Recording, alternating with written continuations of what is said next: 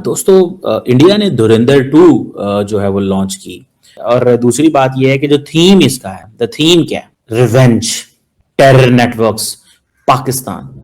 आतंकी मसूद अजहर के बड़े भाई की मौत हुई है। बड़ी खबर आ रही है, मोहम्मद ताहिर अनवर की संदिग्ध हालात में मौत। कि the unknown gunman strike Karachi was shot dead by unknown gunman in Karachi. Dhurandhar style elimination of terror ecosystem in Pakistan के अंदर लोगों को पकड़ के इंडियन डीप स्टेट ने बहुत सारे लोगों को पहले मारा है। लगता है कि वो जो नरेंद्र मोदी ने कहा था कि मैं तुम्हें आइडेंटिफाई करूंगा, सर्च करूंगा और कत्ल करूंगा, और उन्होंने काम शुरू कर दिया है। देख लें आप, एक बंदा आएगा, वो उनको पता होगा, एक बंदे का, वो लश्कर तैयबा का बंदा होगा, उसको मार के वो चले जाएंगे। आप देखें आपने उससे बचना कैसे। हाँ सही कह। जो अनमोल रतन, काफी अर्से से हमने बात नहीं की, अनमोल रतन जो पाकिस्तान में पाए जाते हैं, जैसे मसूद अजहर, हाफिज सईद और इस तरह के दूसरे, तो कहा यह जा रहा है कि उसका एक और राइट हैंड जो है उसको मार दिया गया है। ऐसी खबरें जो है वो हमें भी आ रही हैं। अननोन मैन ने थैंक यू बुलवा दिया है। ये बड़ा एक इंटरेस्टिंग सी कहानी है। This comes after the fact कि भाई लश्कर तैयबा के हेडक्वार्टर्स में मुरीद के अंदर जाके जब पिछले हफ्ते में बिलाल सलाफी को मारा गया और उसके ऊपर पूरा मेल्टडाउन था पाकिस्तान में, अब जाके मसूद अजहर का भी भाई थैंक यू हो चुका है। तो दोस्तों, एक तरफ जहां पे मूवी धुरंधर पार्ट 2 बॉक्स ऑफिस पर धमाल मचा रही है, जिसकी गूंज पाकिस्तान तक तो पहुंच ही रही है, लेकिन इसी के साथ असली धुरंधर ने भी पाकिस्तान के अंदर एक और धूम मचा दी है। जी हाँ, जो खबर आ रही है कि इस बार मसूद अजहर का बड़ा भाई टपक चुका है। और ठीक इससे पहले ही, इनफैक्ट पिछले ही हफ्ते यह न्यूज़ खबरों में आई थी कि हाफिज सईद का एक इम्पोर्टेंट साथी को निपटा दिया गया, जो कि इनफैक्ट एक लश्कर कमांडर था। और क्योंकि आप सभी जानते हैं कि पिछले 2-3 सालों से एक के बाद एक करके दर्जनों पाकिस्तानी आतंकी, जो कि खास तौर से जम्मू कश्मीर के अंदर आतंक फैलाने के जिम्मेदार थे, उन सभी को कभी कोई बाइक सवार आके मार के चला गया, तो कभी कोई बाथरूम में फिसल के मर गया, तो कभी किसी को हार्ट अटैक आ गया, तो कभी किसी के दरवाजे पे कोई बाइक सवार आके ठोक के चला गया। यानी कि ठीक उसी तरह से हुआ और हो रहा है, जैसा कि जो अभी मूवी चल रही है धुरंधर 2 मूवी, उसमें कुछ ऐसे ही ग्लिम्स दिखाए गए हैं। और साथ में जो धुरंधर 2 मूवी में कहानी दिखाई गई है और जिस अंदाज से दिखाई गई है, उसके कारण ही पाकिस्तानी एक तरफ जहाँ पे फिल्मी धुरंधर से खफा है, तो वहीं पर जो असली धुरंधर है, जो पाकिस्तान में कारनामा कर रहा है, उसे पाकिस्तानी शॉक्ड है। तो आइए देखते हैं आज की इस वीडियो को।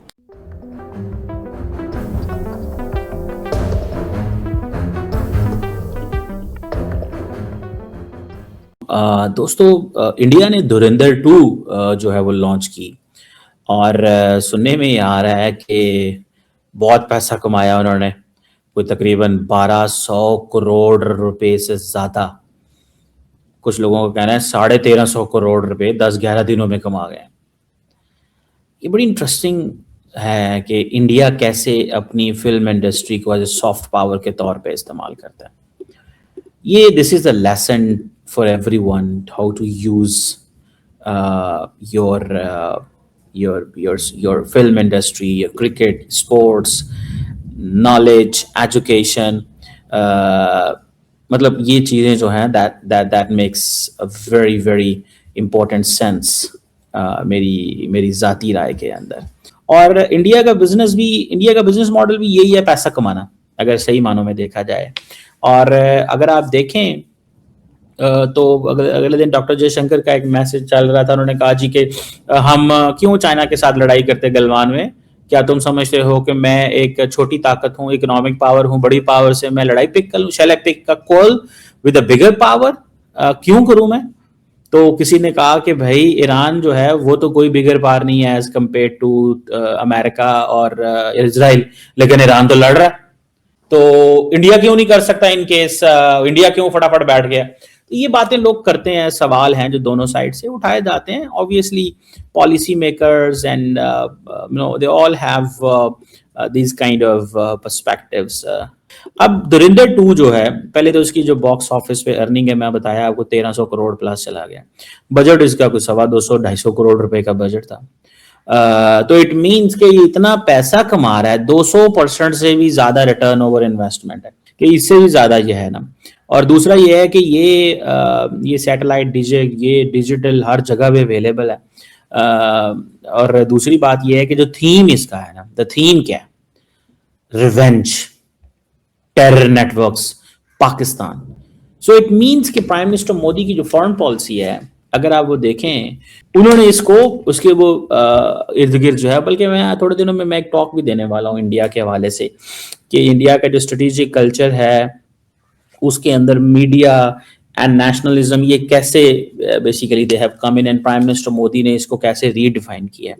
मुझे जो चीज नजर आई है कि अब जो थीम की हम बात कर रहे थे कि थीम ये है कि पाकिस्तान फाड़ लो कर दे, पाकिस्तान दे, इतना नैरेटिव बनाओ इंडिया के अंदर कि पाकिस्तान को people shall not know other than terrorism.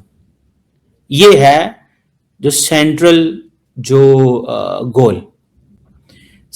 गोल ये है कि पाकिस्तान को जो दुनिया देखे तो वो देखे ही इस लेंस से।